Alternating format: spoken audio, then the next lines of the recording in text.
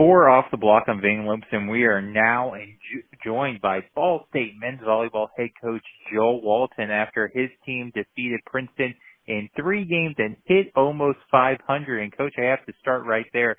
Ball State historically known for their defense, but what was it tonight that made the offense so successful?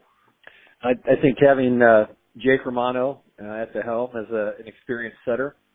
The other thing that was beneficial to us, we had 2 freshmen on the court that people haven't seen, and Caleb Jennis performed very well tonight, hitting 588. Felix Egareva hit 1,000, and sometimes it's nice to have those unknown commodities. So I'm certain it's going to be harder for Caleb and Felix as they become known, as people figure out ways to try to slow them down. But that's still going to be a positive for us. If we've got people that are drawing other teams' focus, it's going to create opportunities for other players on our roster. Well, Coach, talking about your 2 freshmen, it's not every year Ball State has multiple freshmen in their starting lineup.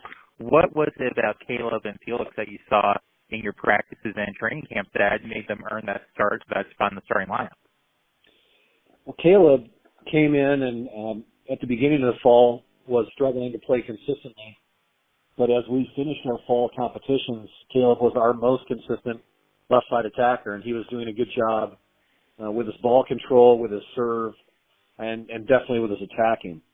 Felix Egareva, we saw a lot of promise in Felix as we went through the recruiting process, and even though people would look at him and say that he's an undersized middle, he's very physical. And in fact, Felix jump touched 11-7 this fall, which is the highest touch on our team currently. So he's very athletic. And through the fall, we actually played Felix a little bit on the right side as well as in the middle before deciding that the best way for him to really help out this year's team was to solidify and play primarily as a middle. So early in our training camp this fall, Felix was splitting time, and then he finished the last couple of weeks just playing in the middle. And we know he can do that because we saw him his junior year play middle attacker, and it was only his senior year in high school that he played as a right side.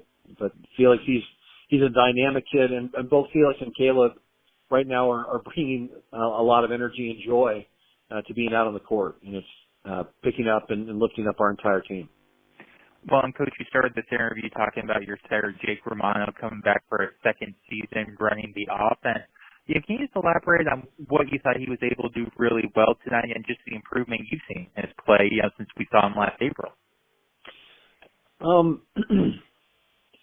Offense is kind of an interesting thing because you need to have finishers. You need to have guys that you're giving the ball to who are capable of putting the ball away, but they need the ball in the right spot, and that's where you rely on your setter, is to locate that ball in the right spot. You also need your setter to give them the ball in the right moments.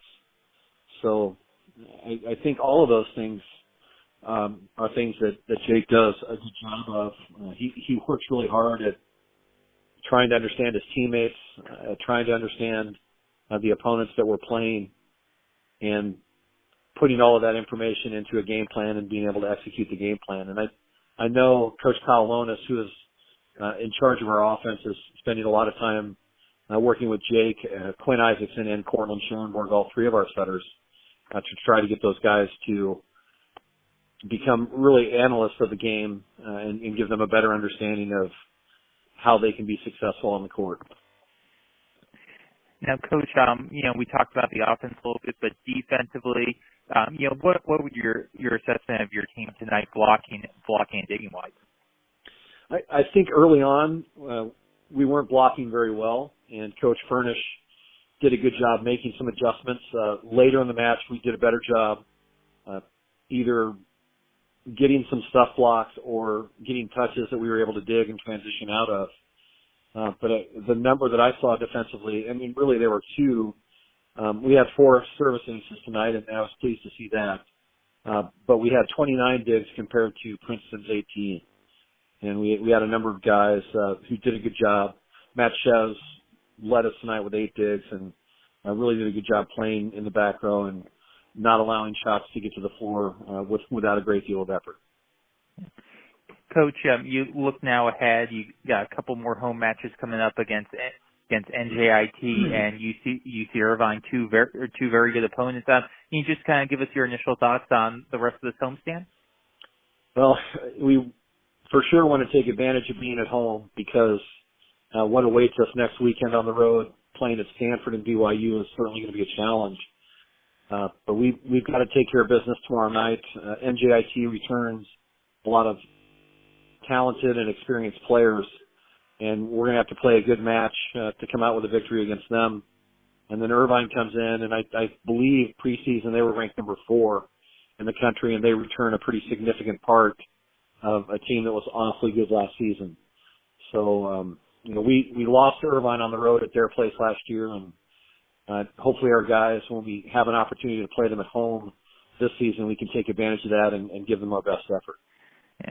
Well, and Coach, speaking about playing home, and one final question before we end on this, one of the interesting things we saw with your schedule is the end of the 7:30 start times. You're now moving to 7 o'clock start time like the rest of the nation. I got to ask, how do you feel about the 7 o'clock starts? How do you feel and making the switch? Well, we've got to make sure that the Muncie community understands that we're starting at 7 now, so we're trying to get as much information out about that as we can.